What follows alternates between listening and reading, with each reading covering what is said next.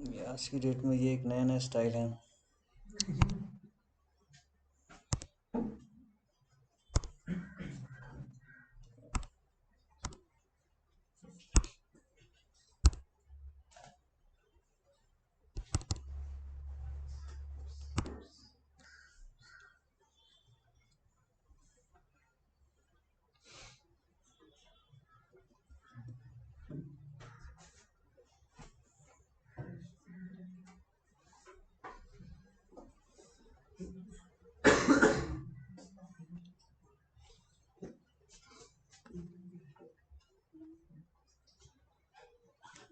सिर्फ इसीलिए रिक्वेस्ट रहती है बच्चों से कि भाई फेस टू फेस ज्वाइन करें, क्योंकि ये अपने आप में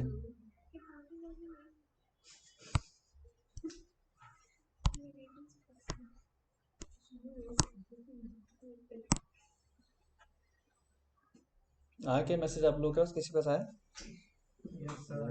आ गया ना?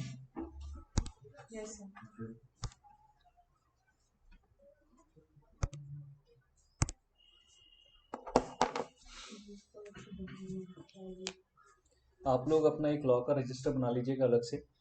लिखा बहुत कुछ है, हम आपको ना जब भी एक पॉइंट बताएंगे तो उसके अंदर मेन मेन पॉइंट्स लिख लीजिए। पूरा डिटेल लिखने की जरूरत नहीं पड़ेगी। डिटेल्स मैंने आपको व्हाट्सअप कर दिया है, आपके पास आया होगा। ये पूरा का पूरा मटेरियल मैंने आपको व्हाट्सअप कर दिया है। और कोशिश कीजिएगा प्रिंट आउट मिलता है तो प्रिंट आउट जरूर दिलाएंगे। बुक को मैंने बेस रखा है, आपको जो मॉड्यूल मिला है वो बेस है। इसके अंदर सारा कुछ उसी का मटेरियल है। जहां जहां पर ओवर राइटिंग थी, यानी कई जगह उन्होंने किसी चीज को दो दो तीन तीन बार एक्सप्लेन किया है, मैंने सारा हटा दिया है। लेकिन जो बच्चों के साथ मैंने इश्यूज देखे हैं एग्जाम डेज में, अभी जैसे रिसेंटली एग्जाम बच्चों के हुए हैं, इन्होंने भी फेस किया। और भी मैं बच्चों से पूछता हूँ तो वो बच्चे क्या प्रॉब्लम फेस करते हैं एग्जाम डेज में, कि सिलेबस बहुत सारा होता है और उसको एकदम से लर्न करना उन्हीं 2 दिन के अंदर, जिसमें से एक फुल हॉलीडे होता है, फुल आपको एग्जाम प्रिपरेशन डे मिलता है, लेकिन एक वो एग्जाम वाला डे रहता है जिसमें आप एग्जाम दे कर आ चुके होते हैं। थोड़ा उसका भी अनरेस्ट होता है, वहां पे रेस्ट करना। तो यानी मैं जहां तक समझता हूँ आपके पास 1.5 डे होता है रिवीजन करने के लिए। उसे रिवीजन ही हम बोल सकते हैं, लर्न तो नहीं कर सकते हम। रिवीजन के लिए भी टाइम बच्चे बोल रहे हैं कम पड़ रहे हैं। हम बच्चों को बताते हैं कि दिस इज वेरी फॉर्चुनेट कि सीए इंस्टीट्यूट आप लोगों को एक एक दिन का हॉलीडे दे रहा है। When we were doing CA daily exam होता था। पूछ कर देखिएगा आप, जिनके घर में जिनके पेरेंट्स या जिनके बड़े ब्रदर पुराने टाइम के सीए होंगे या कर रहे होंगे, उन्होंने वो बताएंगे कि कोई छुट्टी नहीं मिलती थी। अगर 7 एग्जाम्स हैं, 7 days exam, no Sunday, no Monday, every day same, कोई ऑफ नहीं होता था बच्चे। सिलेबस हम भी उतना ही पढ़ते थे, ऐसा नहीं है सिलेबस कहीं कटा है। हाँ, अब उन लोगों ने आपको एक रिलैक्सेशन मोड में डाल दिया, क्योंकि बच्चे जरा अंडर प्रेशर आना शुरू हो गए ना, बच्चे सॉफ्ट हो गए। हमारे टाइम पे तो लट से पिट पिट के बने थे, अब बच्चे सॉफ्ट हो गए हैं। अब लॉस पढ़ पढ़ कर सॉफ्ट हो जाते हैं बच्चे। तो उन्होंने कहा, उनको ध्यान रखा कि भाई बच्चों के ऊपर मेंटल प्रेशर नहीं आना चाहिए। उस मेंटल प्रेशर को रिमूव करने के लिए आपको एक दिन का ऑफ मिल रहा है बीच में हर एग्जाम में। अभी ये हाल है तो बाद में क्या होगा? अभी अब बात का नहीं सोचते, हमें उससे कोई मतलब नहीं, क्योंकि मैं, मेरे लिए बाद आप है ना। जब हम सोचते थे तो हम सोचते थे अरे बाप रे बाद में क्या होगा, तो बाद में एक दिन का ऑफ आ गया। जब आप मेरी जगह पर खड़े होंगे और सामने बच्चे बैठे होंगे, हो सकता है 2 दिन का ऑफ आ जाए। तो वो हमारा डिस्कशन वाला पॉइंट नहीं है। लेकिन बात ये है, वो बच्चों को एक दिन भी कम पड़ रहा है, 1.5 डे मान लो, वो कम पड़ रहा है बच्चों। तो क्या करना चाहिए हमें, शुरू से एक अपना जो स्टडी है उसका एक प्रोसेस ऐसा बनाना चाहिए, learning process, study process, notes making process, कि उस 1.5 डे के अंदर वो इजीली रिवाइज हो जाए। लर्निंग के लिए कुछ बच्चे पूरा पूरा पैराग्राफ लर्न करते हैं। मान लीजिए मैंने अभी तो खैर डेफिनेशन है, अब डेफिनेशन याद करनी है तो पूरा पूरा पूरा पैराग्राफ, जहां डेफिनेशन है वो तो खैर as it is word to word याद करनी पड़ेगी, उसमें मैं कोई गुंजाइश नहीं बताऊंगा। लेकिन अगर कुछ आगे पैराग्राफ है, मान लीजिए जैसे टू पार्टीज, एक एग्जाम्पल ले रहे हैं हम, बच्चे क्या करते हैं पूरा का पूरा रखते हैं, टू पार्टीज ऐसे रट रहे हैं पूरा, one can not contact with himself, one can not contact with himself. अरे नहीं, ऐसा नहीं करना है आपको। यहाँ पर कुछ कीवर्ड्स याद करने हैं। जब आप कोई एक पैराग्राफ याद करना चाह रहे हैं, डेफिनेशन की बात नहीं कर रहा, डेफिनेशन वर्ड टू वर्ड होगी, लेकिन जब आप कोई पैराग्राफ याद करना चाहते हैं तो उसके कीवर्ड्स को याद करना है, बहुत इंपॉर्टेंट है ये। जब वो कीवर्ड याद होगा तो आपको अपने आप पैराग्राफ याद हो गया।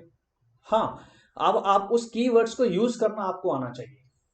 कहीं ऐसा ना हो कि अब आप पैराग्राफ कीवर्ड तो याद कर लिया, आप कह रहे हैं सर इसे लिखें कैसे, फिर वो आपके लिए आपकी अपनी एफर्ट्स होने चाहिए जिससे आप उसे कन्वर्ट कर सकें एक अच्छी लैंग्वेज के साथ, एक अच्छे से पैराग्राफ में। लैंग्वेज का अच्छा होना बहुत जरूरी है, ठीक है। तो हम लोग रजिस्टर जो मैं आपको लगवा रहा हूं वो इसलिए कि कोशिश करिएगा शुरू से ही। कुछ बच्चे बोर फील करते हैं कि नहीं लिखना क्या सारा बुक में, तो नहीं, पूरा नहीं लिखवाऊंगा मैं जो कीवर्ड बोलूंगा आपको वो लिखना है। आपको घर पे लगता है कि आप उसमें कुछ अमेंडमेंट्स करना चाहते हैं तो कर लीजिएगा, लेकिन कीवर्ड्स पर फोकस करना है।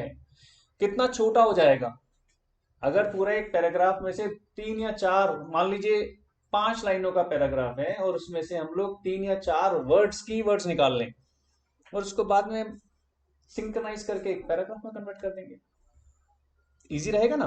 तो आपको शुरू से वो आदत डालनी है, from the very first day, यानी आज से ही। मैंने इन लोगों को दिया था एक होमवर्क, देखते हैं कितना याद है, वो भी पूछेंगे, लेकिन पहले मैं कंटेंट पर आ जाता। कोई भी एक्ट आप लॉ के अंदर पढ़ेंगे, हर एक्ट सेक्शंस में डिवाइडेड है, सेक्शन 1, सेक्शन 2, सेक्शन 3। तो सेक्शन बहुत इंपॉर्टेंट है, जितने ज्यादा सेक्शंस आप याद कर पाए आपके लिए बहुत अच्छा है। सेक्शंस आगे सब सेक्शंस में डिवाइडेड होते हैं, ठीक है। आगे कभी कभी क्लॉजेस भी होते हैं, सब क्लॉजेस भी होते हैं। आपको क्लॉज और सब क्लॉज तक तो जाना ही नहीं। आपके सिलेबस के अकॉर्डिंग आपको जब भी मिले आप सेक्शन याद करें, फर्स्ट प्रायोरिटी, और अगर सब सेक्शन याद हो जाए तो और भी अच्छा है। बट अगर किसी को लगता है कि सब सेक्शन मिस हो रहा है तो सिर्फ सेक्शन लिखकर आ जाए, नो वरीज। हाँ ये मैं, हाँ आ रहा हूं मैं उस पर। ये मैं मान सकता हूं कि किसी बच्चे को सेक्शन और सब सेक्शन के 1 नंबर मिल रहा है, लेकिन आपको सिर्फ सेक्शन का हो सकता है 3/4 मिल जाए। कटेगा तो जरूर अगर कुछ छोटा सा मिसिंग है और वहां पर वो इंपॉर्टेंट है लिखना, तो बट एक माइन्यूट पार्ट कटेगा। इसलिए कोशिश क्या करनी है, सेक्शन और सब सेक्शन आपको याद करना है। हर सेक्शन का सेक्शन 1 अपने एक्ट को सेल्फ डिफाइन करता है।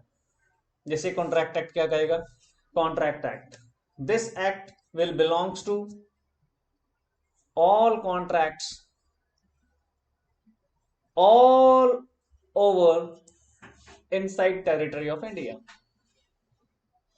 पहले क्या था, 370 आर्टिकल था, अब तो हट गया। तो उस वक्त इसमें लिखा होता था एक्सेप्ट जम्मू एंड कश्मीर।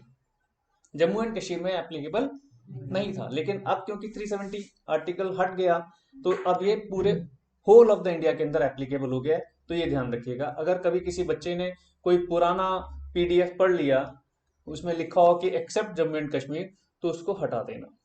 इसलिए बता रहा हूँ क्योंकि बच्चे कई बार क्वेरी ले आते हैं, कई बार पीडीएफ खोला, डाउनलोड किया गूगल पर, और गूगल में लिखा होता है एक्सेप्ट जम्मू एंड कश्मीर, फिर उसको अगर वहां पर उसने वो मेंशन कर दिया तो रॉन्ग कहलाएगा। Got this point. तो अब आती है बात कॉन्ट्रैक्ट एक्ट का। सेक्शन 1 क्या कहेगा, डिफाइन इटसेल्फ, वो आपसे कभी नहीं पूछा जाएगा। हर एक्ट का सेक्शन 2 हमेशा डेफिनेशंस को डिफाइन करता है। हर एक्ट का, किसी भी एक्ट में चले जाएंगे, मोस्ट ऑफ द एक्ट यानी 99.9% एक्ट सेक्शन 2 के अंदर सारी डेफिनेशंस डिफाइन करते हैं। यहां पर भी ये डिफाइन करेगा। एक छोटा सा आपको बताते हैं, सेक्शन 2A क्या है। लिखना शुरू करेंगे, लिखना कैसे है आपको मैं बता दूं। आप सेक्शन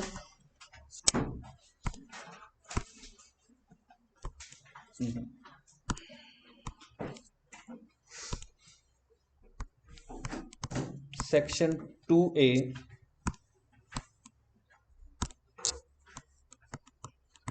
नेक्स्ट लाइन में section 2B, section 2C, section 2D, J तक आपने लिखना है,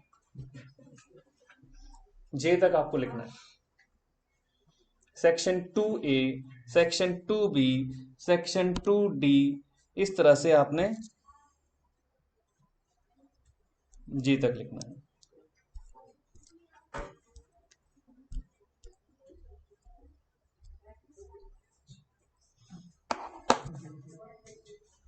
जे तक, आई जे तक।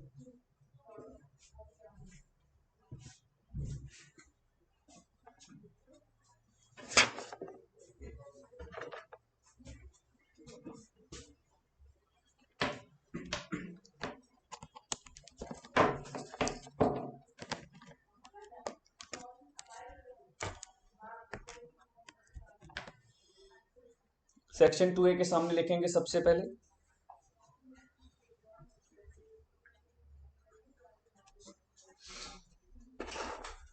Offer, offer. सेक्शन 2B के सामने लिखेंगे क्या था, याद है? Acceptance, acceptance, acceptance. ठीक है, अब आती है बात,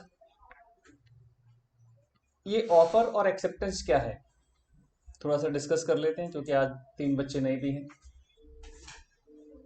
थोड़ा सा प्रैक्टिकल होकर हम देखते हैं।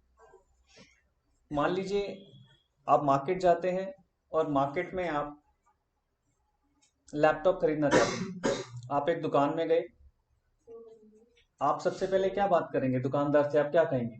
मान लीजिए आप लैपटॉप खरीदने जा रहे हैं, किस तरीके से खरीदेंगे आप लैपटॉप, बताएं।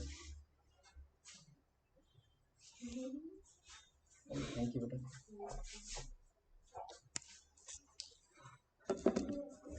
बताएं, फ्री प्लीज, कोई मैं आपको कोई रिमार्क नहीं, कोई कुछ नहीं है, एक सिंपल सा, इन सबसे तो पूछ चुके हैं, आपसे पूछते हैं। आप बताओ बेटा क्या करोगे?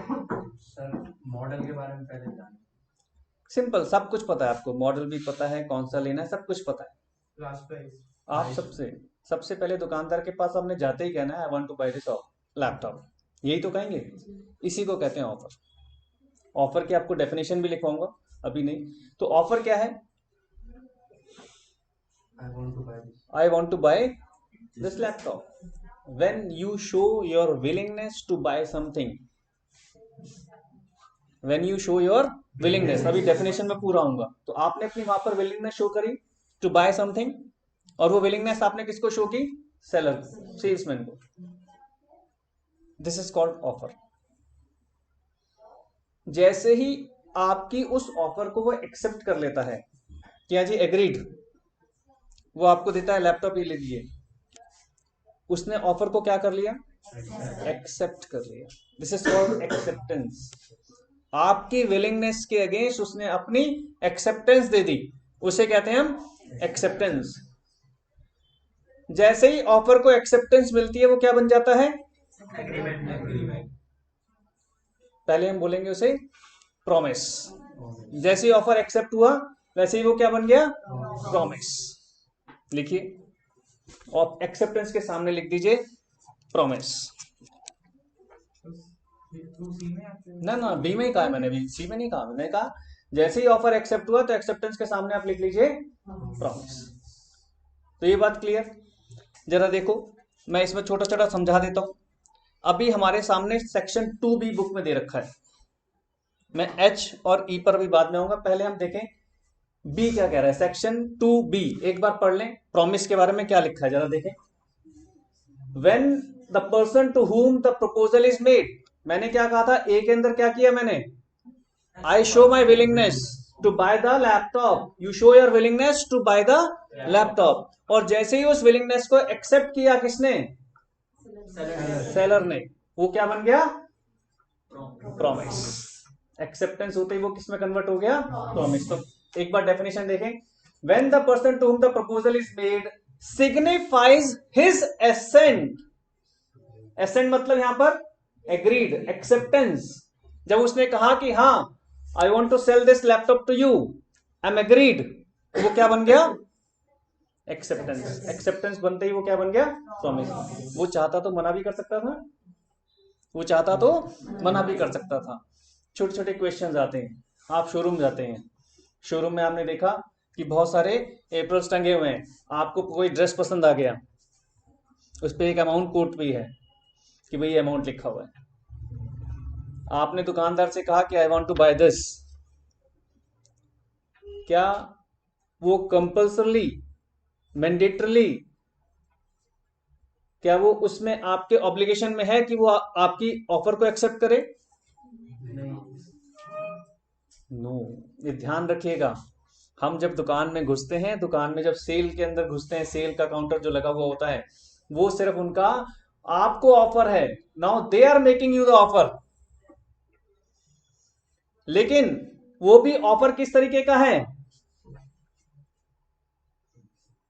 इनविटेशन। वो आपको इनवाइट कर रहे हैं कि आइए हमें ऑफर करिए। जब आपको उन्होंने इनवाइट किया, आप दुकान के अंदर घुसे, आपने अब कहा कि I want to buy this, यानी पहले उन्होंने आपको इनवाइट किया, जो सेल का जो बोर्ड लगा हुआ है दैट इज कॉल्ड इनविटेशन। अब आप जब अंदर पहुंचे तो आपने कहा I want to buy this, that is called offer. लेकिन सेलर बाउंड नहीं है आपकी ऑफर को एक्सेप्ट करने के लिए। इसलिए ध्यान रखना, कुछ बच्चों को बड़ी गलतफहमी होती है, छोटे छोटे क्वेश्चंस पूछ लेते हैं कि क्या जब आप एक काउंटर पर गए, काउंटर पर लिखा है फॉर सेल, तो क्या अब वो बाउंड हो गया कि आप अगर चाहते हैं कि मुझे खरीदना है तो उसके लिए बाउंड है क्या सेलर? नो।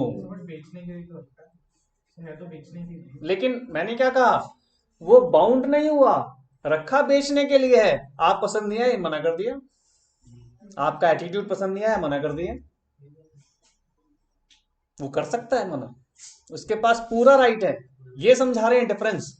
ये मत सोचना कि हम गए शॉप के अंदर, अब आपने कह दिया यही बात कि आपने तो सेल के लिए रखा है, you are bound to sell it now. No, he just invite you to make an offer. आपने ऑफर किया, अब बॉल उसके कोर्ट में है, वो चाहे तो उसको एक्सेप्ट करे और चाहे तो रिजेक्ट करे। प्रॉमिस कब बनेगा? जब वो एक्सेप्ट करेगा। अगर वो एक्सेप्ट नहीं करेगा तो वो प्रपोजल वहीं रिजेक्ट हो गया। Got this point? सिंपल है। आगे देखें क्या कह रहे हैं। एक थोड़ा सा ऊपर आ जाए एग्रीमेंट को लेकर, अभी बीच के ही बताते हैं, क्योंकि इसने क्या है आपको रिलेवेंट पर फोकस किया है कि रिलेवेंट क्या है। ई क्या कह रहा है? सेक्शन 2E क्या कह रहा है, जरा पढ़ें।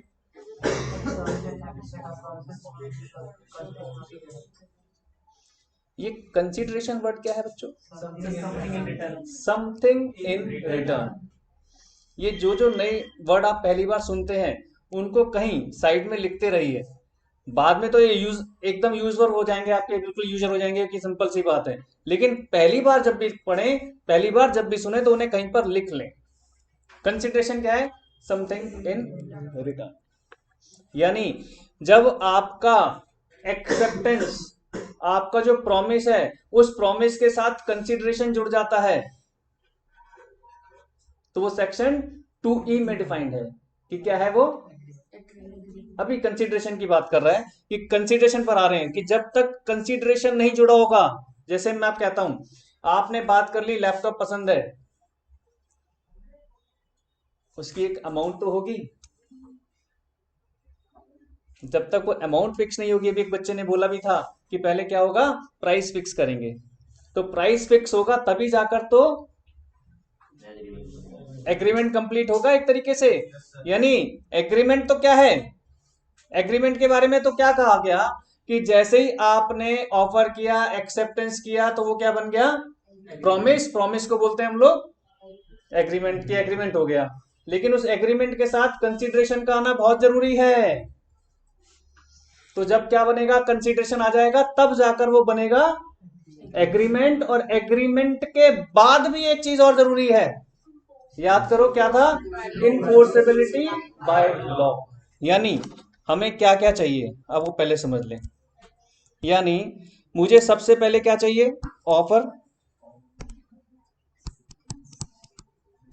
ऑफर के साथ में क्या प्लस करूंगा? एक्सेप्टेंस।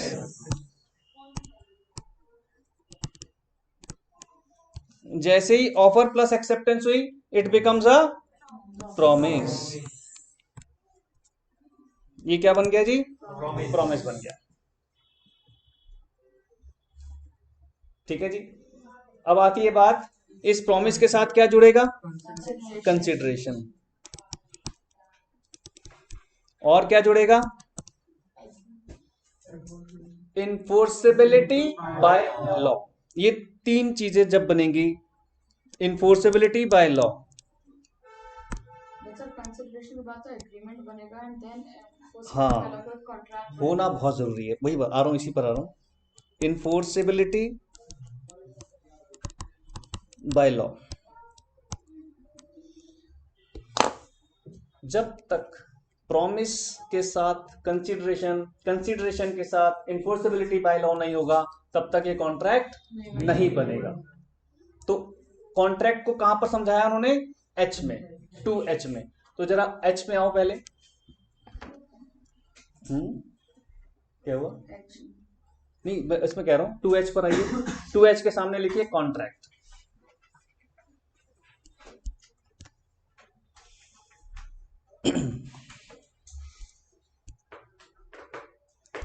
ई के सामने लिखिए, क्या बन गया ये? एग्रीमेंट।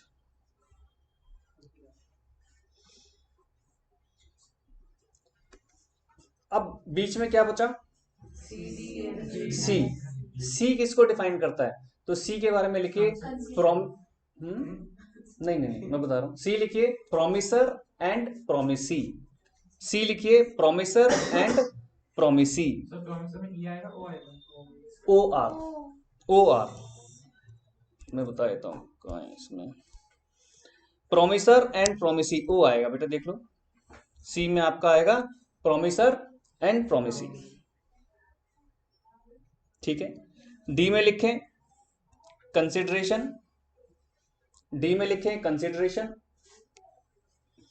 ई में आ गया आपका एग्रीमेंट। ठीक है जी। अब एक चीज आपसे पूछते हैं, आपने कहा कि आप लैपटॉप खरीदना चाहते हैं,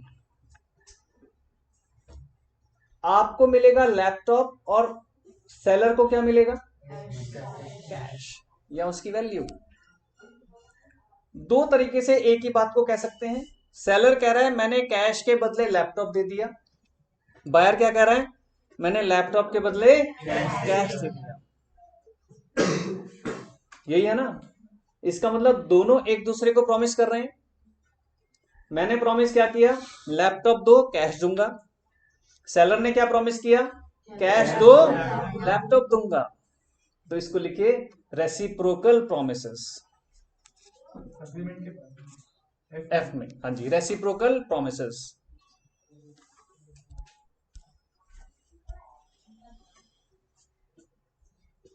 अब क्या होता है बेटा? अब क्या बचा? जी। अब जी क्या कहता है? हमने एफ में क्या पढ़ा कि एफ में क्या बना? Reciprocal promise. ई में क्या बना? एग्रीमेंट। उसने कहा कि भाई जो प्रॉमिस है वो रेसिप्रोकल भी हो सकता है। एग्रीमेंट हमारा बन चुका। एग्रीमेंट कभी कभी वॉइड भी हो सकते हैं। अब एक नया वर्ड आ रहा है, सुन लो पहले, वॉइड फिर समझाता हूं। वॉइड क्या होता है? जो इनवैलिड। इनवैलिड कैसे हो सकता है कोई भी एग्रीमेंट? मैंने आपको कहा कि आप मुझे लैपटॉप दे दीजिए, but I don't have cash, I don't have money, I can give you my revolver, I can give you my revolver to you, या समथिंग लाइक दैट। तो क्या वो एग्रीमेंट वैलिड होगा? क्या वो कंसिडरेशन वैलिड है?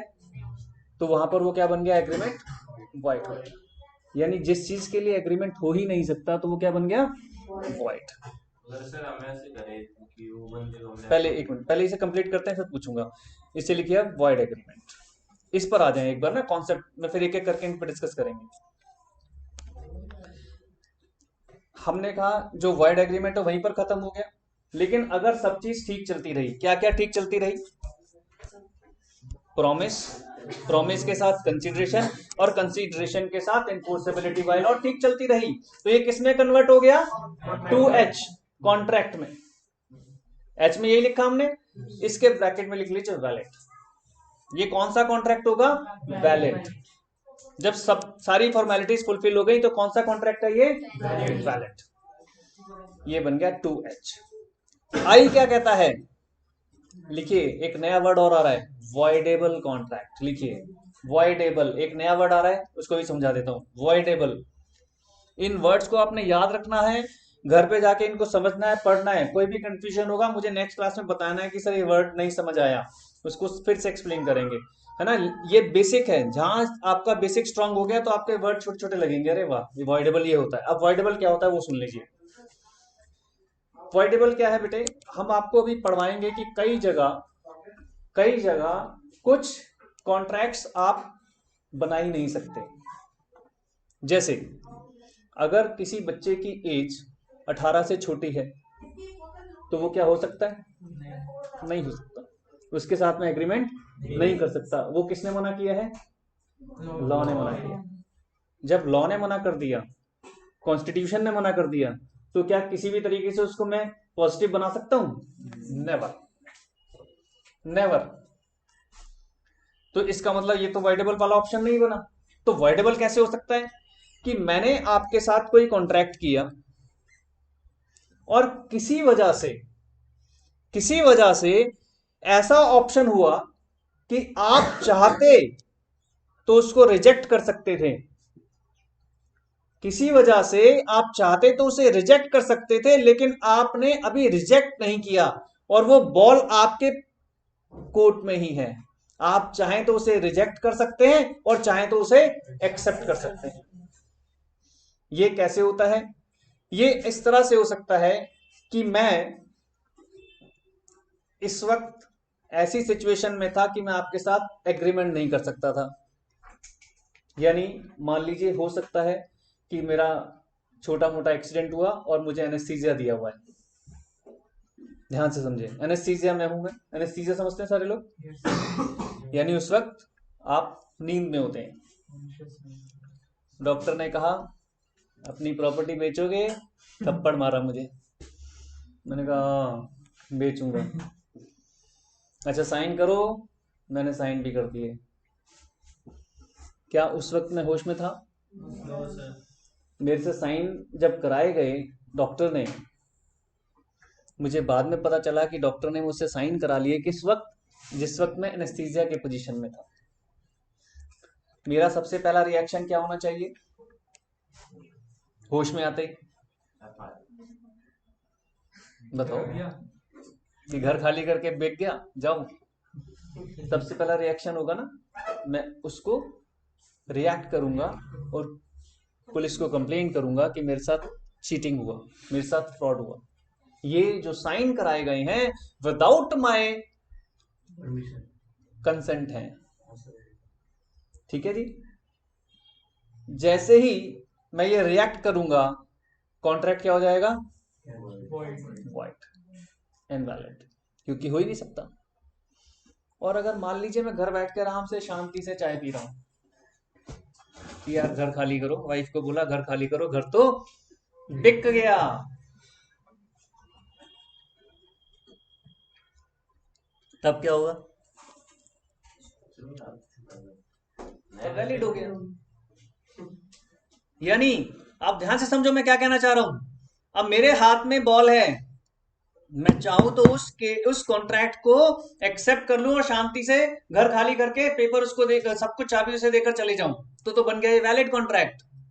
लेकिन अगर मुझे लगता है कि आई वांट टू रिएक्ट और मैंने उसको रिएक्ट करके कोर्ट केस किया या पुलिस कंप्लेंट की और मैंने उसको कहा कि भाई ये मेरी मर्जी के बिना था, तो कॉन्ट्रैक्ट जैसे क्या होगा वो इनवैलिड।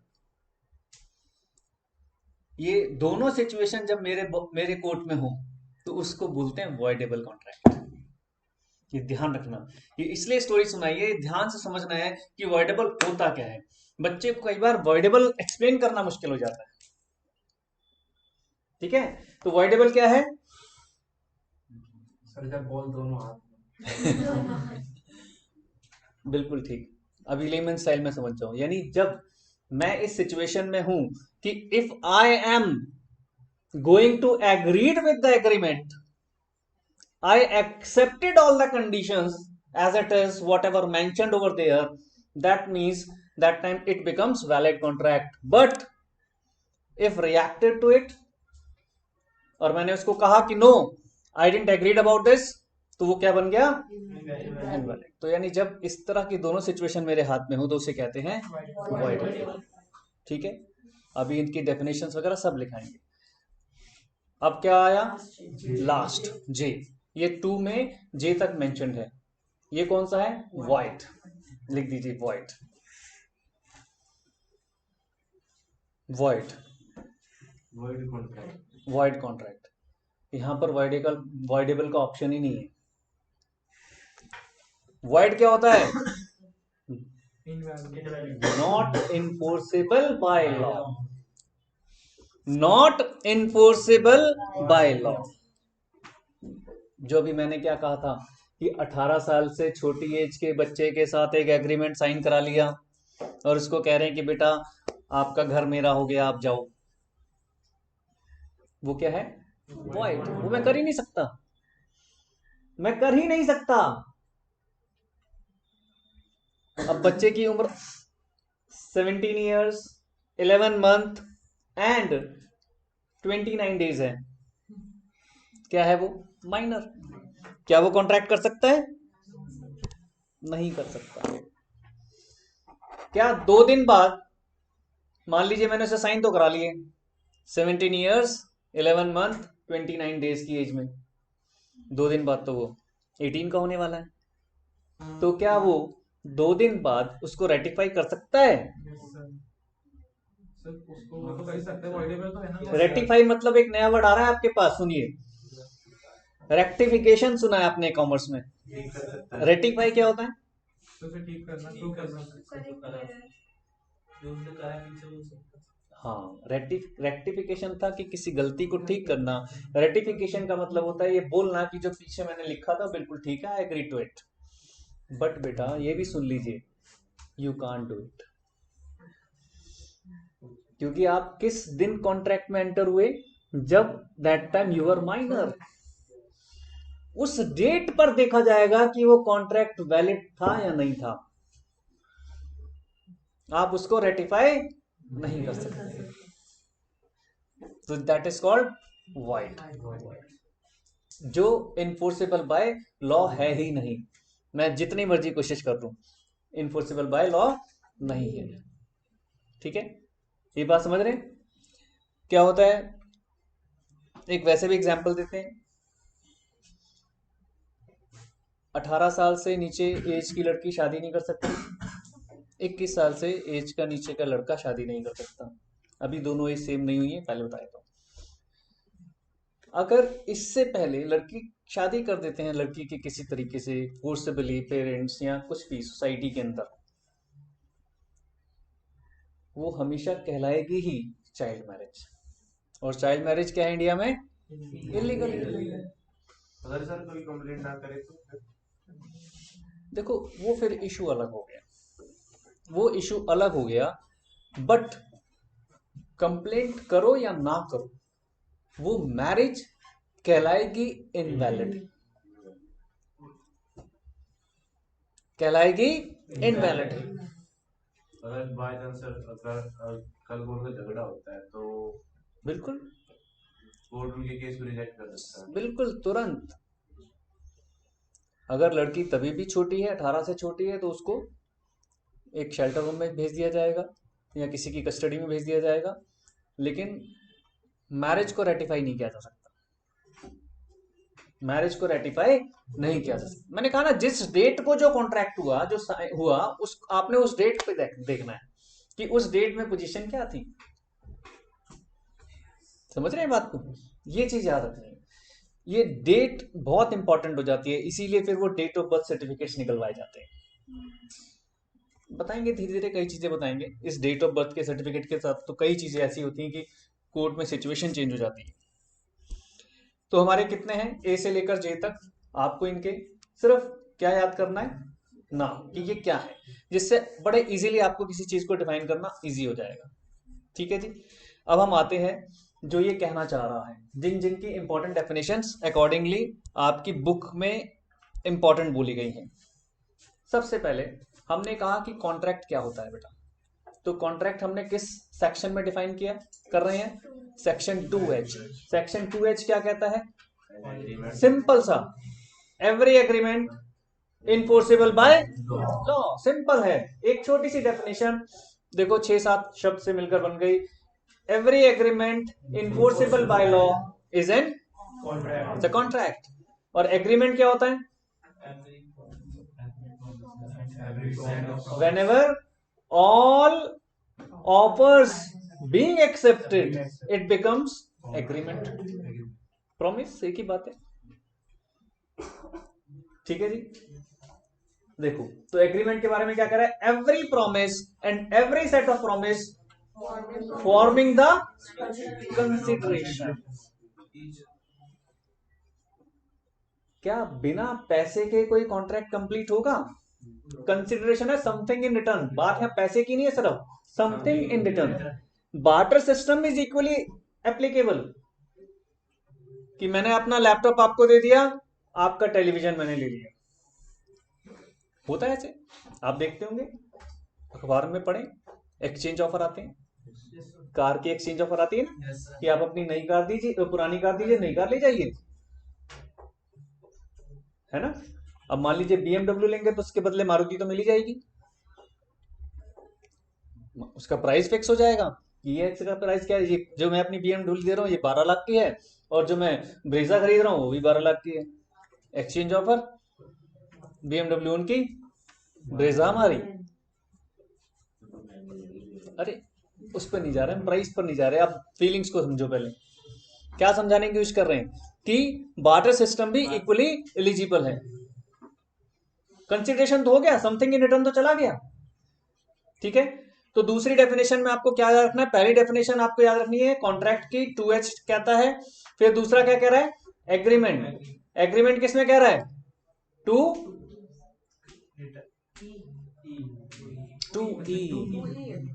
2E है, ये ध्यान रखना है। इसके बाद अब आपको इनफोर्सेबिलिटी बाय लॉ के बारे में समझा रहे हैं बेटे। इनफोर्सेबिलिटी बाय लॉ क्या है, बहुत सिंपल सा वर्ड, सिंपल सा है, इसके बारे में कुछ भी ज्यादा आपको याद करने की जरूरत नहीं है, कि whatever agreement in can be enforced according to law, wherever law accept it. Whatever कुछ भी है, if law accept it enforceable by law, if law doesn't accept it it will not be enforceable by law. ये simple से इसकी आपको याद रखना है, ठीक है। अब आते हैं एग्जाम्पल्स देखें, एग्जाम्पल से थोड़ा सा और क्लियर करते हैं कि इन 3 कॉन्सेप्ट को समझाने की कोशिश कर रहे हैं। हमने क्या क्या 3 कॉन्सेप्ट ले रहे हैं यहाँ पर, सबसे पहले कॉन्ट्रैक्ट, एग्रीमेंट और साथ में इन्फोर्सेबिलिटी बाय लॉ, इन तीनों पर फोकस करेगा। पहला एग्जाम्पल देखें जरा, पहला एग्जाम्पल क्या कह रहा है बेटे, A agrees with B to sell car for ₹2 lakh to B. A ने बी को कहा कि मेरी कार 2 लाख रुपए में खरीद लो। Here A is under an obligation to give car to B। ए ने कार देनी है बी को, और बी ने क्या देना है, बी किस ऑब्लिगेशन में है, and B has the right to receive the car on payment of ₹2 lakhs। Reciprocal promise हो गए कि I will give you 2 lakh, you will give me a car, ठीक है। कोई दिक्कत दिख रही है, तो सिंपल कह रहा है, B is under obligation to pay ₹2 lakh to A and A has right to receive the ₹2 lakh. Reciprocal promise, A को 2 लाख रुपए मिलने हैं और बी को कार मिलनी है। मान लीजिए ए को 2 लाख रुपए मिल गए, थोड़ा सा इसे एक्सटेंड करते हैं, ए को 2 लाख रुपए मिल गए और वो कार नहीं दे रहा,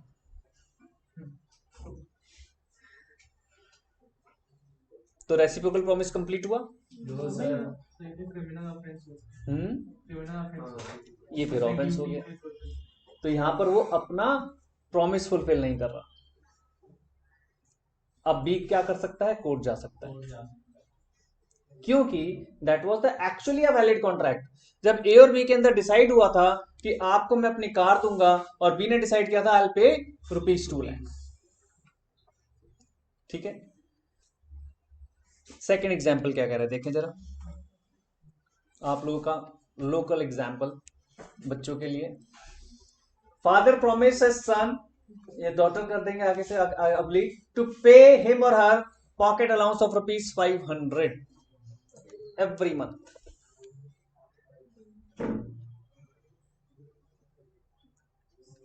क्या मिसिंग होगा इसके अंदर, अभी हम आगे नहीं पढ़ते। फादर कह रहा है कि I will pay you ₹500 every month. क्या मिसिंग है इसमें? फादर ने तो प्रॉमिस कर दिया, कंसिडरेशन मिसिंग है, समथिंग इन रिटर्न मिसिंग है। इस तरह के एग्रीमेंट्स को कहते हैं सोशल एग्रीमेंट्स, ये ध्यान रखिएगा। You can't force these type of agreements into the court. आप अपने पेरेंट्स को कोर्ट नहीं लेकर जा सकते कि प्रॉमिस किया था इन्होंने। बहुत सारे पेरेंट्स करते हैं ना, सीए बन जाओ, आई will give you a car, है ना, करते हैं। तो ये चीज हमें ध्यान रखनी है। तो ये आप ही के ऊपर एक एग्जाम्पल सेट करके बच्चों को समझाया गया, तो अपने आप समझ जाएंगे कि हाँ ये हम कोर्ट में इसको परसू नहीं कर सकते। कंसिडरेशन मिसिंग है, सोशल एग्रीमेंट कहलाता है। एक और देखें, ये थोड़ा सा क्रिटिकल सा है, लेकिन फिर भी आजकल बहुत चल रहा है।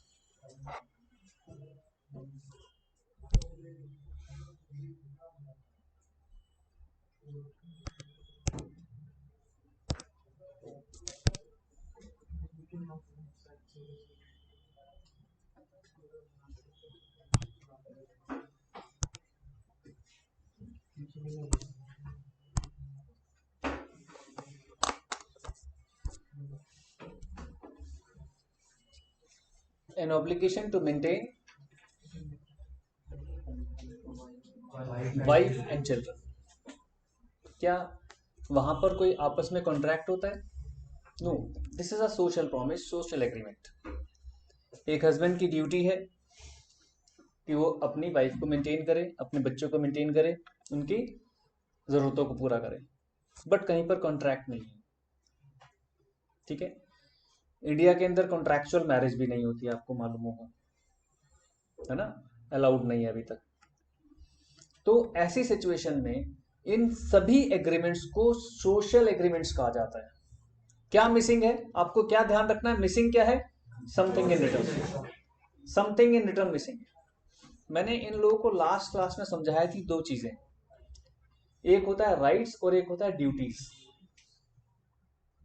अगर आपके राइट्स इफेक्ट हो रहे हैं तो वो मिलता है सिविल ऑफेंस, और अगर ड्यूटीज कोई अपनी फुलफिल नहीं करता तो वो बनता है criminal offence.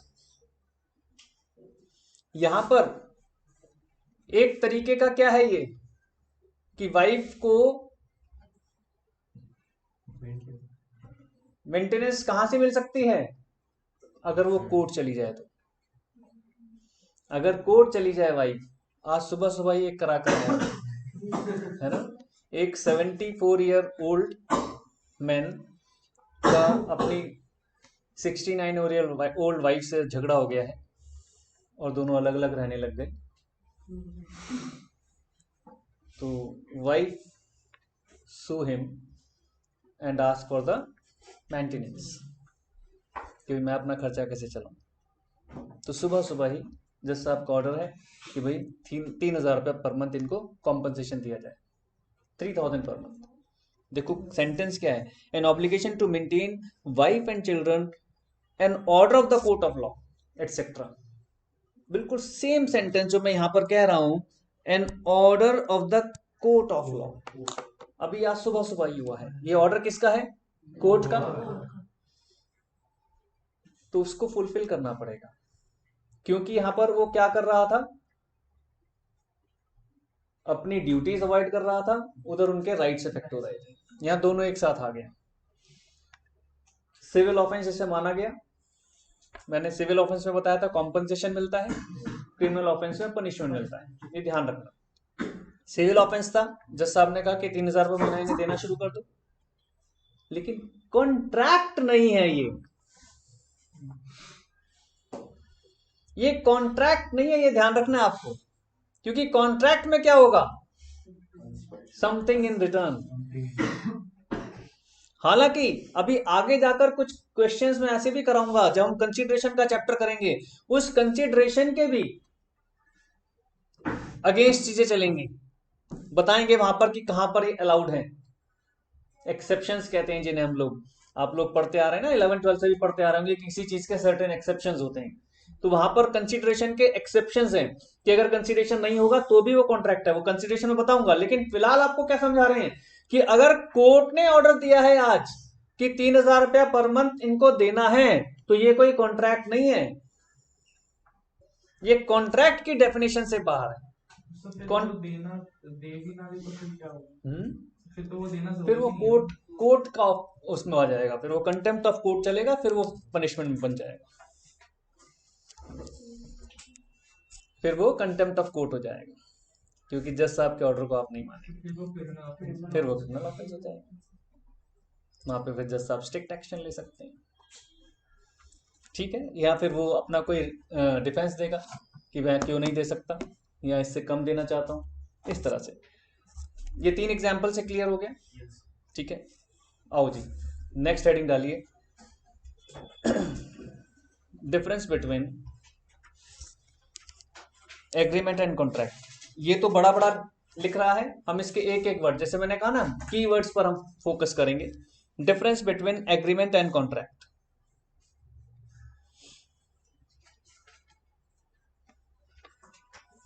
Agreement and contract,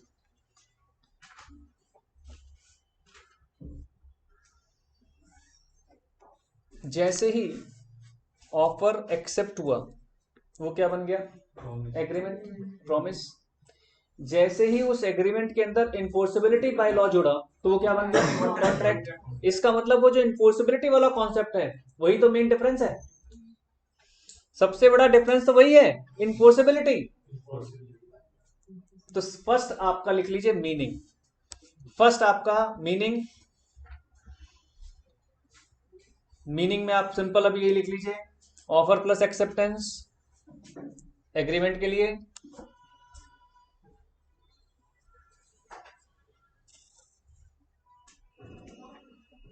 और कॉन्ट्रैक्ट में लिख लीजिए agreement plus enforceability bye law. ये मीनिंग में आ जाएगा। हमने बिल्कुल इसे छोटा कर दिया है, आप इसे एक्सप्लेन कर सकते हैं, डेफिनेशंस भी लिख सकते हैं, आप चाहें तो सेक्शन भी लिख सकते हो। ये किस सेक्शन में था, मीन इस एग्रीमेंट 2E और कॉन्ट्रैक्ट 2H, ये ध्यान रखना है, ठीक है। अब देखो,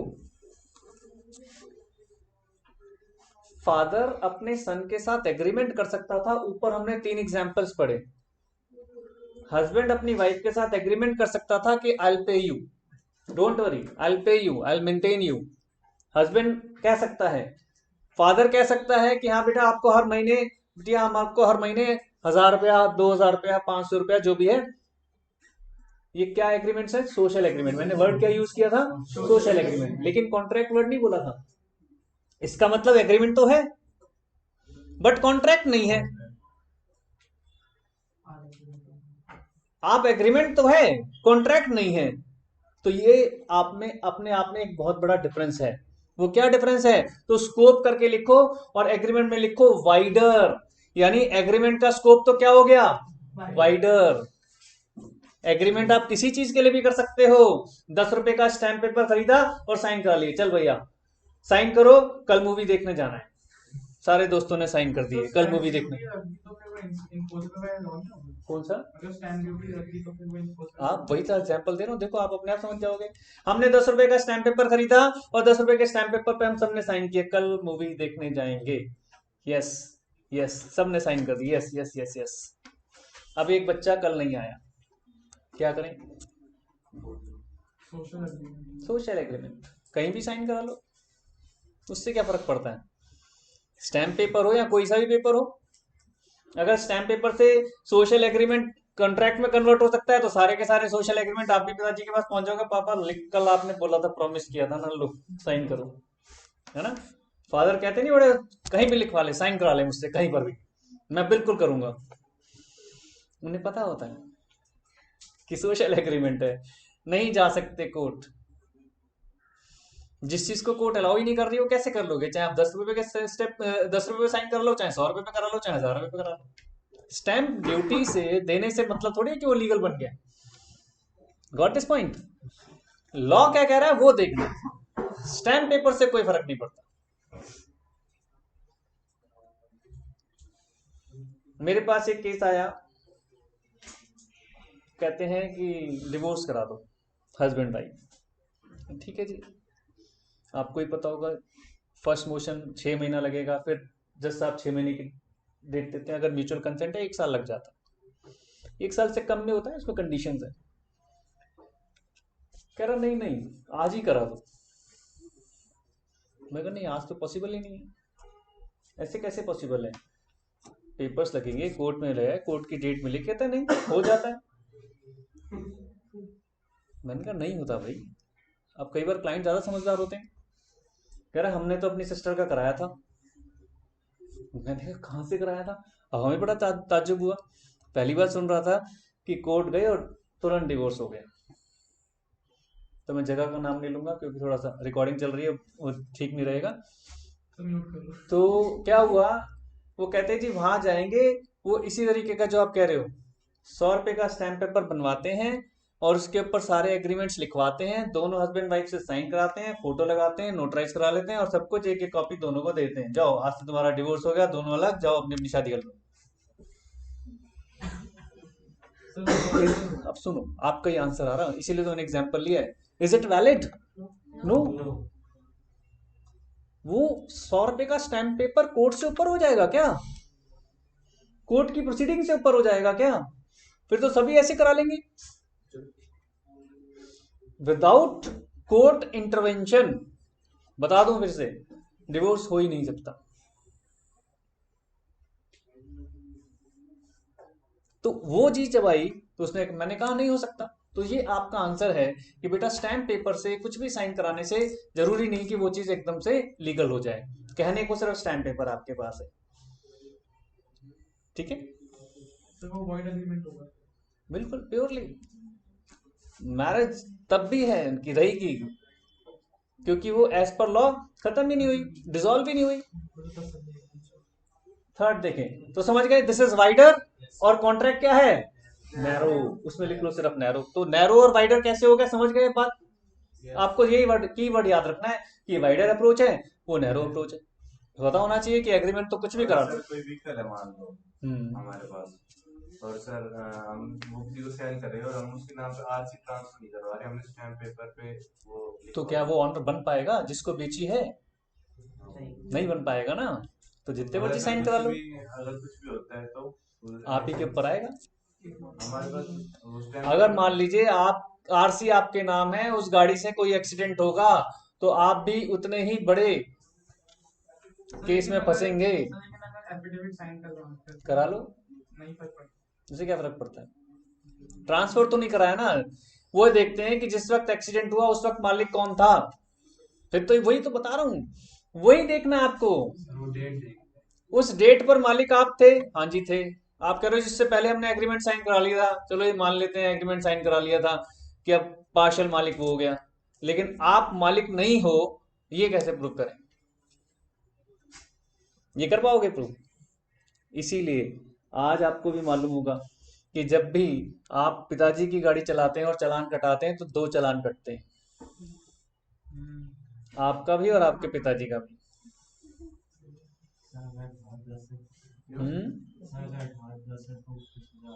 कुछ नहीं पता।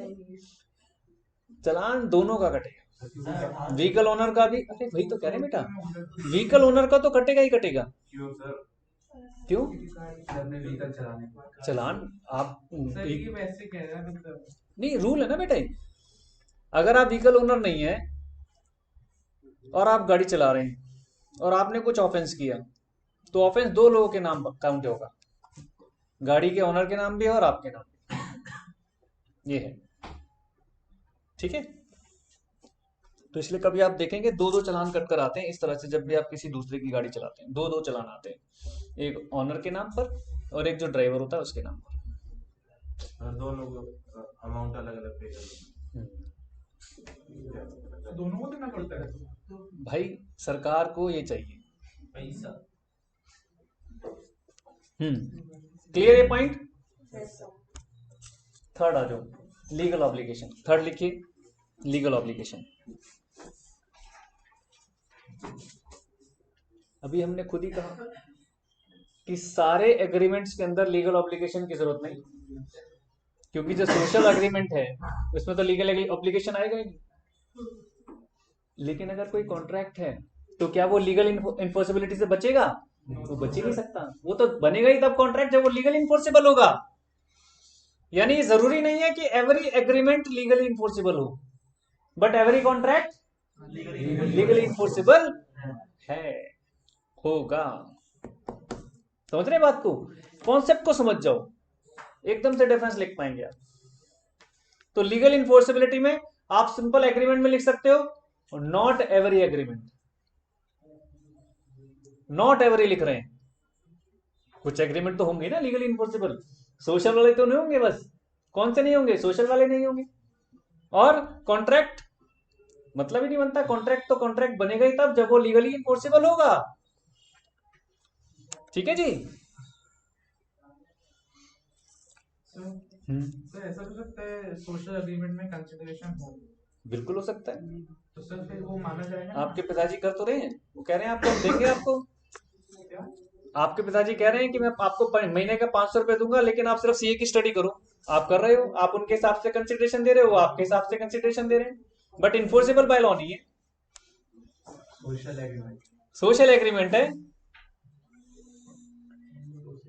मतलब कल को किसी बच्चे का दिल करता है मुझे सीए नहीं करनी है, मुझे सीएस करनी है, तो फादर तो कोर्ट पहुंच जाएंगे, नहीं नहीं एग्रीमेंट तो ये हुआ था सीए करेगा। नहीं पहुंच सकते। पहुंच सकते हैं? नहीं पहुंच सकते। ठीक है ना। सोशल एग्रीमेंट सिंपल सोच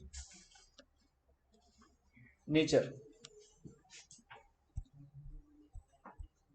सिंपल सा है। अभी हम इतनी सारी स्टोरी पढ़ते हुए आ रहे हैं, क्या सोशल एग्रीमेंट्स कॉन्ट्रैक्ट कहलाएंगे? तो इसका मतलब क्या हुआ? All agreements are not contracts, but all contracts are agreements. ये भी एक क्वेश्चन बन जाता है। Define all contracts are agreements. सिर्फ इतना सा डिफाइन कर दो उसे आप, तो आपको बताना पड़ेगा। यही डिफरेंस है, आप क्लियर कर देंगे। ये डिफरेंस समझा दिया और उसको बाद में पैराग्राफ फॉर्म में लिख सकते हैं। ठीक है जी। कितने पॉइंट्स है इसमें डिफरेंस के? पहला offer acceptance and offer headings में क्या था? हेडिंग्स के हिसाब से meaning, scope, legal obligation and nature. Main headings याद रख लो, इसके बाद तो ये चीजें याद हो जाएंगी। याद हो गया? याद करते हुए चलना है और बहुत ब्रीफ। शुरू में आपको लगेगा कि इतना छोटे से क्या फायदा हो रहा है, आप देखना मैं बता रहा हूं, विश्वास करना एग्जाम डेज में बड़ा फायदा दिखेगा, क्योंकि एग्जाम डेज में वो इतना सा याद करना है। मैं उन सब बच्चों के लिए, कुछ बच्चे तो ऐसे ही करते होंगे याद, लेकिन मैं उन बच्चों के लिए भी बोल रहा हूँ, कुछ बच्चे पूरा पूरा याद करते हैं, पूरा पूरा मतलब करना ही नहीं है ऐसा। ठीक है। तो एक बार ये फिर से समझा दो, एक बार वॉइडेबल कॉन्ट्रैक्ट और वॉइड कॉन्ट्रैक्ट में ये सब नहीं है। अभी आऊंगा बेटे, ये पूरा डिसाइड होगा, मतलब पूरा एक एक चैप्टर है इन पर मैं बताया तो हूँ, फिर भी हल्का सा हिंट देता हूँ। वाइड और वाइडेबल में फर्क क्या है? वाइड तो जो है जो नॉट इन्फोर्सेबल बाय लॉ है, not enforceable by law, wide है ना। मेरा दिल कर रहा है, सुन तो लो, सुन तो लो। कौन सा? जो आपने प्रॉपर्टी साइन करवा देता। हाँ वो भी तो नहीं होगा ना। वो वाइडेबल था ना। नहीं सर, इन्फोर्सेबल बाय लॉ क्यों नहीं है? साइन हो गए। नहीं सर, तो उसकी ट्रांसफर थोड़ी हुई है। किसको पता है बात? नहीं, वो मतलब है साइन वाइन कर ले, सब कुछ हो गया, डॉक्यूमेंट्स वगैरह सब हो गए, सब हो गया वहां पे, तहसील वगैरह सब जगह हो गया। पिक्चरों में दिखाते नहीं है कि आपका बेटा मेरे पास है, जाके पेपर साइन कराओ। अब वो बेचारा जा रहा है, पेपर साइन करके आ रहा है, क्यों? क्योंकि बेटे की जान बचानी है। क्या चल रहा था? ब्लैकमेलिंग। ब्लैकमेलिंग के बेस पर साइन हो गया, प्रॉपर्टी का ऑनर बन गया वो बंदा जिसने बेटे को किडनैप कर रखा था। बेटा आ गया, हिम्मत आई, कोर्ट पहुंच गया कि जी ऐसे साइन कराए थे। बेटे ने भी कहा जी मुझे उस गोदाम में बंद करके रखा था जी, मुंह में रस्सी ठूस दी है वाला सब अला बला सब कर दिया। प्रूव हो गया। प्रूव हो गया तो क्या बनेगा? Agreement cancel. लेकिन अगर मैं नहीं चाहता, बेटे को लेकर खुश, चलो भाई कंट्री छोड़ देते हैं, दूसरी कंट्री चलते हैं, वैलिड। कोर्ट को कैसे पता चलेगा? कोर्ट को तो आप ही बताओगे ना। जो विक्टिम है उसे तो कोर्ट पहुंचना पड़ेगा। अगर उसे न्याय चाहिए तो उसे कोर्ट पहुंचना पड़ेगा, पुलिस कचहरी करनी पड़ेगी, घर बैठे बैठे नहीं हो पाएगा। बट पुराने टाइम पे हो जाता था। आजकल तो मोबाइल है, तुरंत छोटा सा अपने मैसेज लिखकर भेजना है, पुलिस पहुंच जाएगी घर पे।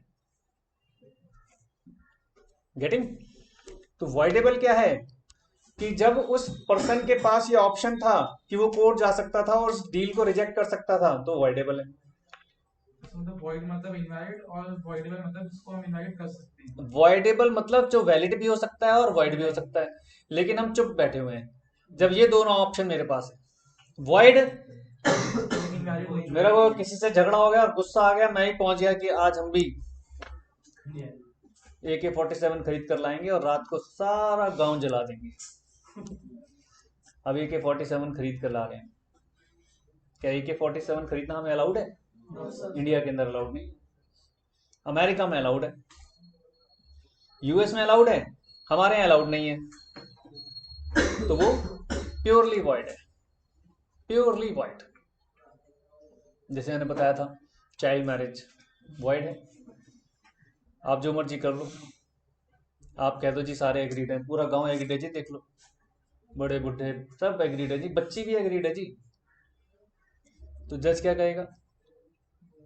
नो मैटर्स, सारे एग्रीड है। जो चीज लॉ अलाउ ही नहीं कर रहा, वो कोई भी कह दे तो भी अलाउड नहीं है, उसे क्या कहते हैं? वॉइड। आगे जाकर एक वर्ड यूज करेंगे इसमें, वॉइड एब इनिशियो आएगा, धीरे धीरे सारे वर्ड्स आएंगे। वॉइड एब इनिशियो, ABINITIO, यानी फ्रॉम द वेरी बिगनिंग। एब इनिशियो होता है फ्रॉम द वेरी बिगनिंग, जो वॉइड है। चाइल्ड मैरिज कब से वॉइड है? From the very beginning void है जी। मर्डर करना, उसके लिए कोई कॉन्ट्रैक्ट करना, प्योरली वॉइड है जी। मैंने किसी गैंगस्टर को हायर किया कि मेरे पड़ोसी का मार दो, मार खत्म कर दो उसे, दुखी कर रखा है मुझे, उसने मार भी दिया। अब मेरे पास आया कि मेरे 1 करोड़ रुपए दे दो, आपने कहा था, मैं मना कर रहा हूं, मैं नहीं दूंगा, तो क्या वो वैलिड कॉन्ट्रैक्ट है? भाई इस तरह के एग्रीमेंट में जाना ही वॉइड है। वो मुझसे 1 करोड़ रुपए नहीं मांग सकता। हाँ, वो अलग बात है कि हम दोनों जेल पहुंच जाएंगे, वो अलग इशू है, लेकिन उस कॉन्ट्रैक्ट को आप किसी भी कंडीशन पे वैलिडेट नहीं कर सकते। जज साहब ये कह ही नहीं सकते कि हाँ कहा था, हाँ जी 1 करोड़ दो पहले, नहीं कह सकते, क्योंकि वॉइड है वो, वॉइड एब इनिशियो। Got this point? ये था एग्रीमेंट और कॉन्ट्रैक्ट के बीच में डिफरेंस। समझ में आ गया कि क्या डिफरेंस कहता है एग्रीमेंट और कॉन्ट्रैक्ट? शुरू की क्लासेस बेटे थोड़ी सी इसी तरह से चलेंगी, क्योंकि नए नए वर्ड्स आ रहे हैं, आपको नए नए एग्जाम्पल देने पड़ेंगे, तब दिमाग में सेट होगा, फिर आगे हम स्मूथली और आगे ले लेंगे क्लास। हाँ जी, ये मैंने कल आपको होमवर्क दिया था लास्ट क्लास में, एसेंशियल ऑफ वैलिड कॉन्ट्रैक्ट्स। अभी हमने वैलिड कॉन्ट्रैक्ट 2H में बताया, क्या था? Enforceable by law, agreement enforceable by law. अब बेटे ध्यान से सुनना आप लोग तीनों, इन लोगों को तो सबको बताया था, आप सब थे ना क्लास में, लास्ट क्लास में, सबको याद है पक्का? बताओ। सेक्शन 10 के एग्रीमेंट, सेक्शन 10 ओनली, सेक्शन 10 के पॉइंट्स जो एसेंशियल हैं for a valid contract. agreement, free consent, legal obligation, legal formation बोलते जाओ। और last में ये नहीं, बीच में कोई नहीं बोलेगा। I'll choose। पहला क्या था? First agreement, second free consent, third competency of the parties, fourth lawful consideration, fifth legal object और six not expressly not expressly declared to be void as per section 24 to 30 and 56। आपको याद है?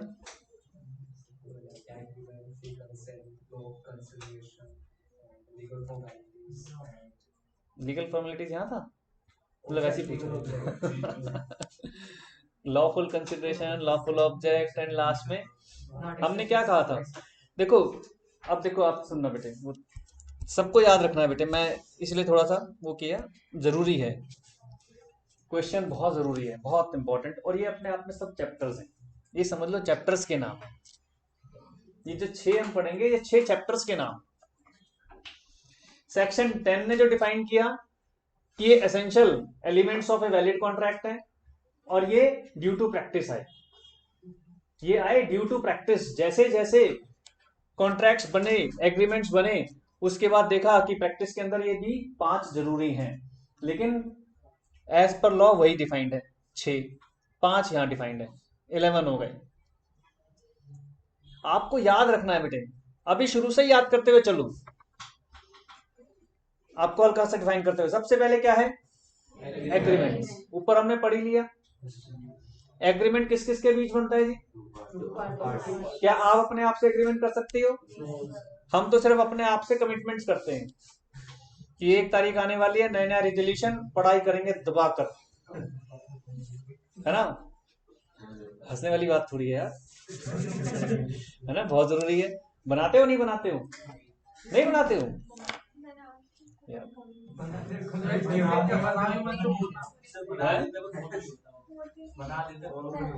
Follow नहीं होता। बनाए हैं?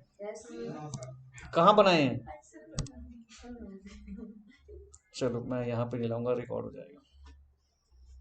मैं अपना दिखाता, मैं तो कह रहा हूँ बेटे बनाना चाहिए। मैं तो अभी तक हम अभी भी बनाते हैं नए नए रेजोल्यूशन। अपने लिए रेजोल्यूशन बनाना बहुत जरूरी है।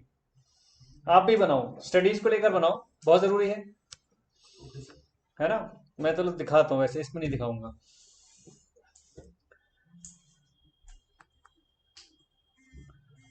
मैं इसलिए बच्चों के साथ थोड़ा सा शेयर करता हूँ कि देखो बेटा क्यों जरूरी है, लाइफ में जरूरी है। हर साल एकदम से ऐसे निकलता है कि पूछो ही मत, कहाँ कहाँ चले जाते हैं टाइम। और सुमित सर आपको कैलकुलेशन सिखाएंगे एक, मैं बड़े इंस्पायर्ड हूँ उनके उस कैलकुलेशन से, कि अगर आप अपने आप को 6 महीना लेट करते हो सीए बनने में, तो एक सैलरी सीए की कितनी है? 1 लाख रुपए महीना। और अगर 6 महीना लेट हो गए तो कितना नुकसान हो गया? तो सुमित सर पूरी कैलकुलेशन बताएंगे। तो मैं तो बहुत इंस्पायर होता हूँ जी। देखो ये मैंने अपना बनाया हुआ है, अपने लिए।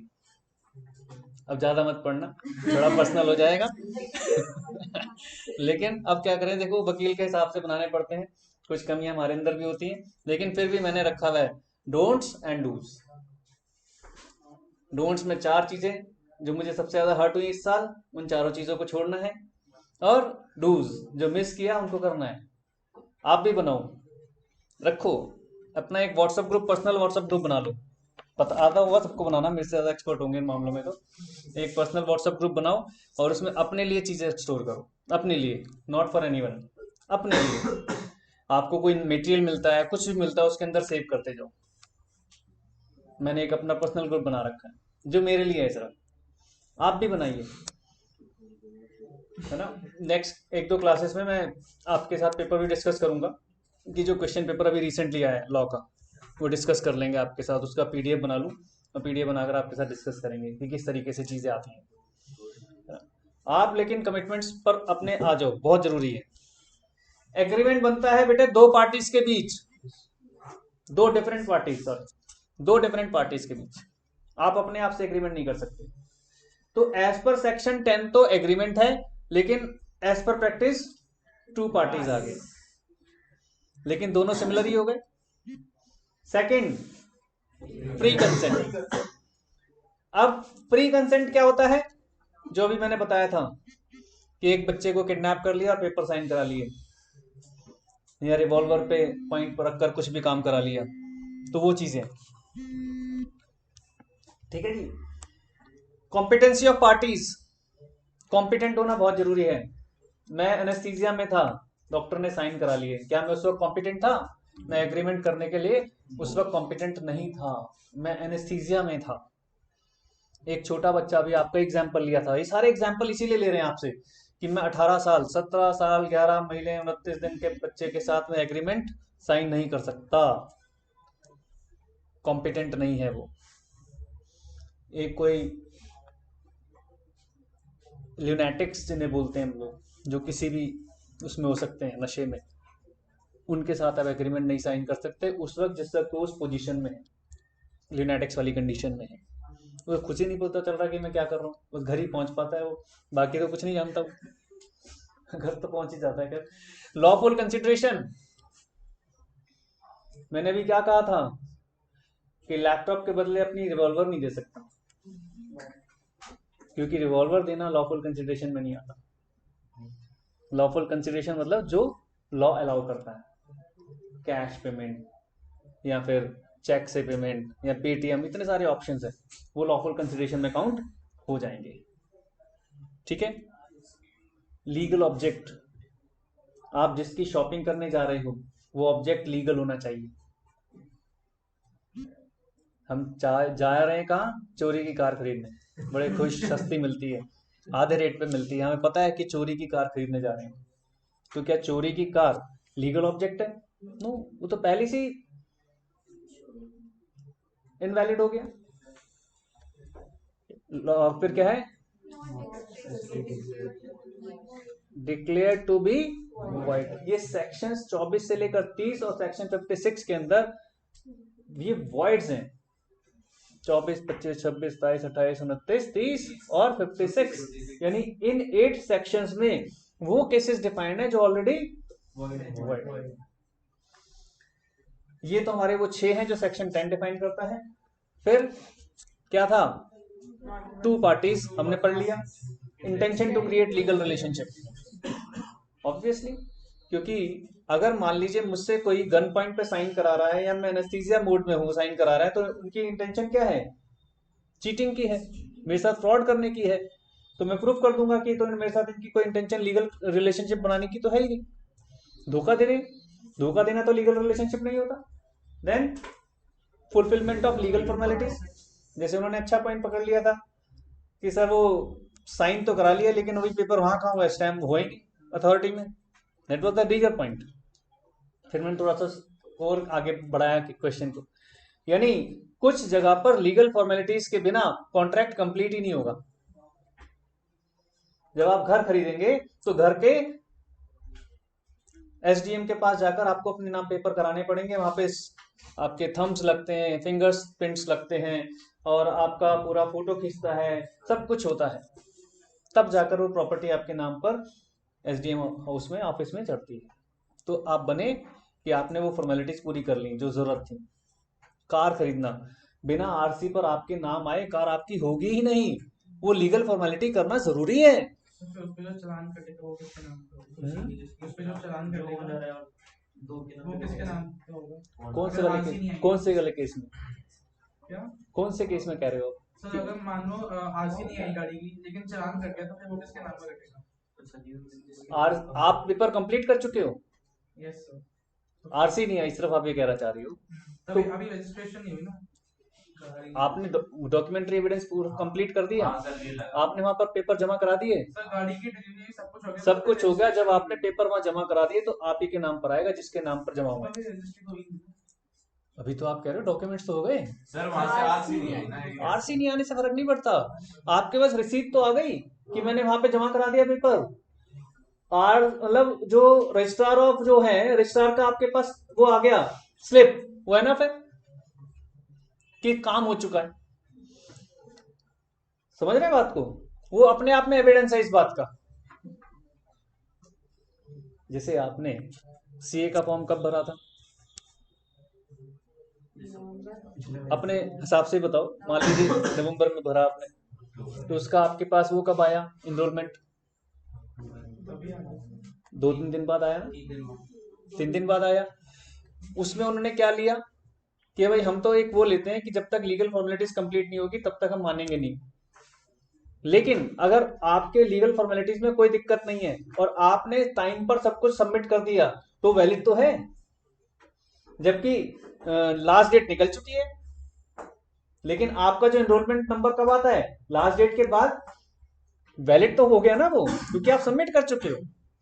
आपके पास एक रिसीट मिलती है जिसमें बकायदा टाइम भी लिखा होता है कि कितने बजकर कितने मिनट पर आपने ये सबमिट किया है एप्लीकेशन फॉर्म,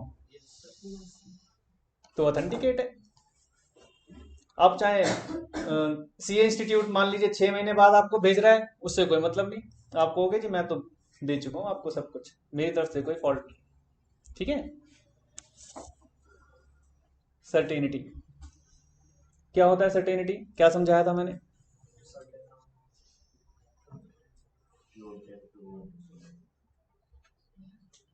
नहीं लिखा था ना लास्ट टाइम? लिखा था कुछ? जो इम्पॉसिबल हो नहीं सकता, पॉसिबल ना हो। वो अगला है पॉसिबिलिटी ऑफ परफॉर्मेंस। नहीं सर, सर्टेनिटी का कितना अच्छा एग्जांपल दिया था यार, याद रखा करो। बी चीयर अप, जादू खिलाओ, 100 रुपए दो, आपको 200 रुपए दूंगा। क्या वो सर्टेनिटी है? वो है ही नहीं, पॉसिबल ही नहीं है। वो पॉसिबिलिटी ऑफ परफॉर्मेंस अलग चीज हो गई, सर्टेनिटी में आ रहा है। समझ रहे हैं? अखबारों में आता है ना कि एक ओल्ड लेडी को कहा अपना गोल्ड उतार कर दो माता जी, डबल करके दे देंगे। पॉसिबल है? क्या वो सर्टेन है? वो पहले ही सर्टेन नहीं है, नहीं है ना सर्टेन। बस कहीं आप घूमने जा रहे हो, क्या कर रहे हो? सीए कर रहे हैं, डिग्री दिला रहा हूं, आ जाओ जल्दी आओ, 15 मिनट में डिग्री मिलेगी सीए की। पॉसिबल है? वो सर्टेनिटी नहीं है। सीए इंस्टीट्यूट ने एक अपना पूरा बना रखा है सिस्टम, जब तक उसको क्वालिफाई नहीं करोगे मिलेगी नहीं डिग्री। कौन दे देगा? सर्टेन ही नहीं है। पॉसिबिलिटी ऑफ परफॉर्मेंस अलग चीज थी। हमने क्या कहा था? शिप जा रही है, शिप डूब गई, शिप डूब गई, और वो जो सामान हमारा आ रहा था क्या अब हमें मिल पाएगा? उसकी परफॉर्मेंस अब पॉसिबल नहीं। एक और एग्जांपल दिया था, क्रॉप जल गई, बाढ़ में बह गई। एक क्रॉप को तो बनने में 4-6 महीने लगते हैं ना, और मैंने आपके साथ एग्रीमेंट कर लिया था, लेकिन अब मैं उसे पूरा ही नहीं कर पा रहा। ये हमारे essential elements of valid contract होते हैं। वन बाय वन इनको थोड़ा सा एक्सप्लेन करता हूं, लेकिन उससे पहले डेफिनेशन याद कर लो। ये जितने भी एलिमेंट्स थे, उन एलिमेंट्स को जोड़कर एक डेफिनेशन बनी सेक्शन 10 की। ये सेक्शन 10 है, ये बहुत इंपॉर्टेंट। सिंपल सा क्वेश्चन आपको पूछा जा सकता है, एक्सप्लेन सेक्शन 10। अब आप ढूंढते रह जाओगे क्या करना है भाई इसमें, ये कौन सा सेक्शन 10 है, तो ये पता होने बहुत जरूरी है। Section 10 of Indian contract act क्या डिफाइन करता है? Essential elements of a valid contract. और वो इस सेक्शन 10 को कैसे डिफाइन कर रहा है? देखिए, ऊपर वाली 6 चीजें, लेफ्ट वाली साइड में जो 6 चीजें थी, all agreements are contracts if they are made by the free consent. पहले एग्रीमेंट था, एग्रीमेंट के बाद क्या था? Free consent of the parties competent to contract. यानी वो जो 2 पार्टीज हैं, 2 से ज्यादा पार्टीज हैं, वो क्या होनी चाहिए?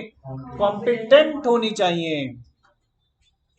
यही था तीसरा, for a lawful consideration with a lawful object, या लीगल ऑब्जेक्ट बोल दो, and are not expressly declared to be void.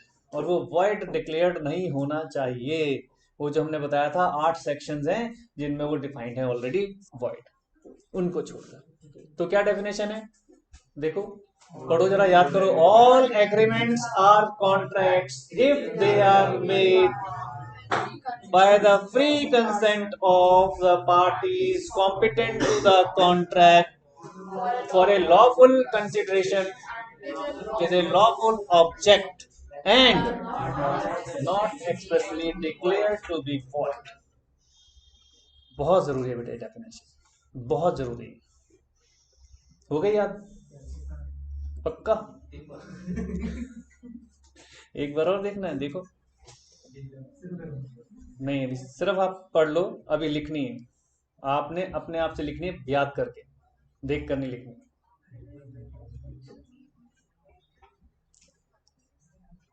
Unit 1 से क्वेश्चन आते ही आता है बेटा, बहुत इंपॉर्टेंट है। मान कर चलो एटलीस्ट 6 नंबर का तो आएगा ही, 10 नंबर भी आ सकता है कभी कभी। यूनिट 1 इतना इंपॉर्टेंट है।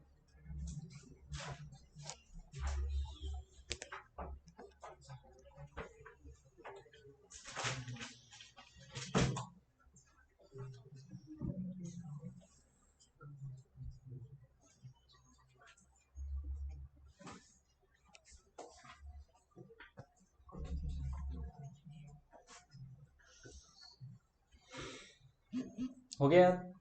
देखो अगली लाइन में उसने क्या समझाने की कोशिश की, क्योंकि जो हमारे राइट हैंड साइड पर 5 पॉइंट्स और आए थे, टोटल 11 पॉइंट्स आए हमारे एसेंशियल एलिमेंट्स के लिए।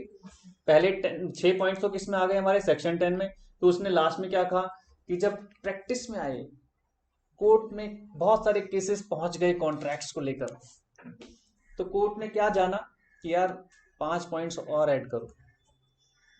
तो उन्होंने सबसे पहले क्या लिखा, ये भी क्वेश्चन बनता है कि since section 10 is not complete and exhaustive, कह रहा सेक्शन 10 अधूरा है, कंप्लीट नहीं है। वो 6 पॉइंट्स तो बता दिए बट वो कंप्लीट नहीं है जी। एग्जॉस्टिव कि जिसके अंदर सब कुछ समा जाए, एग्जॉस्टिव होता है जिसमें सब कुछ समा जाए, कि इसमें अंदर सब कुछ नहीं समाया हुआ, कुछ पॉइंट्स छूट गए हैं, कुछ पॉइंट्स स्किप हो गए हैं, उनका इंटरप्रिटेशन जरूरी है। तो वो क्या है, so there are certain other sections which also contain requirements for an agreement to be enforceable। तो ये भी एक क्वेश्चन है, ये एक डिस्क्रिप्शन जरूर है, लेकिन उससे पहले अगर वो लिख दे कि डिफाइन, सिंस हटा के डिफाइन, और यहां पे लगा दे क्वेश्चन मार्क, क्वेश्चन बन गया एक, ये ध्यान रखना। तो आप बताओगे तब कि सेक्शन 10 ने हमें ये 6 पॉइंट्स बताए, लेकिन क्योंकि ये कंप्लीट नहीं है, एग्जॉस्टिव नहीं है, इसलिए 5 पॉइंट्स और पता चले, तब आप उसमें बताएंगे।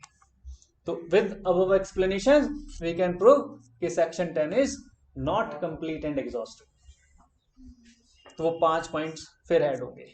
कौन कौन से 5 पॉइंट्स? पहला टू पार्टीज, दूसरा, तीसरा,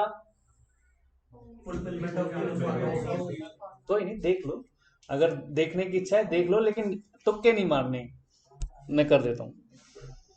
याद होना चाहिए अच्छे से, कोई तुक्का नहीं मारना। आगे भी याद रखो, घर पे भी आपने तुक्का नहीं मारना है, अपने आप को टेस्टिंग मोड में नहीं रखना।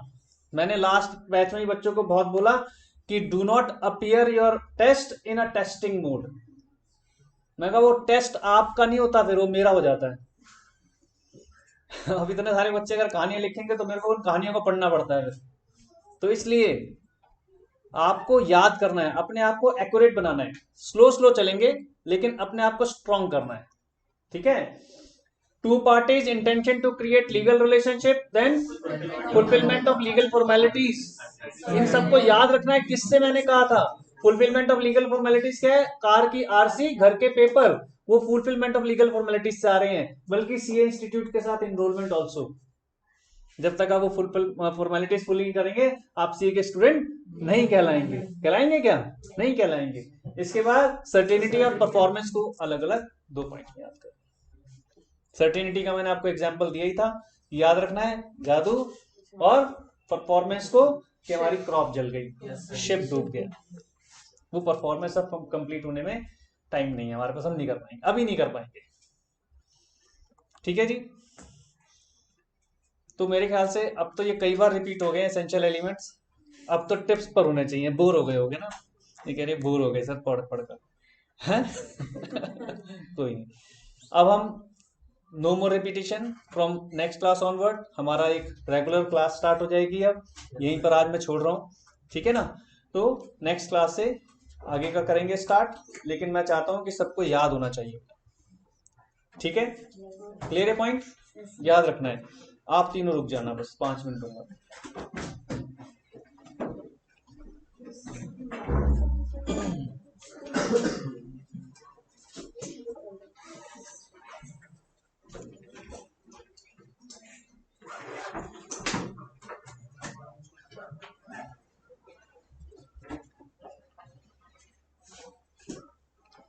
देखो बेटा, हमने ना इनको थोड़ा सा कॉन्स्टिट्यूशन के साथ लिंक किया था फर्स्ट क्लास में। मेरी वीडियोस भी होंगी, मैं फिर से दोबारा से चैनल शेयर कर दूंगा अपना, आप उसको भी देख सकते हैं, सुन सकते हैं। जो पहले ही 3 हमारे गए हैं वो लेक्चर्स मतलब फनी मोड में है, काफ़ी कुछ उसके अंदर एक्सप्लेनेशन एंड ऑल जनरल सारा है।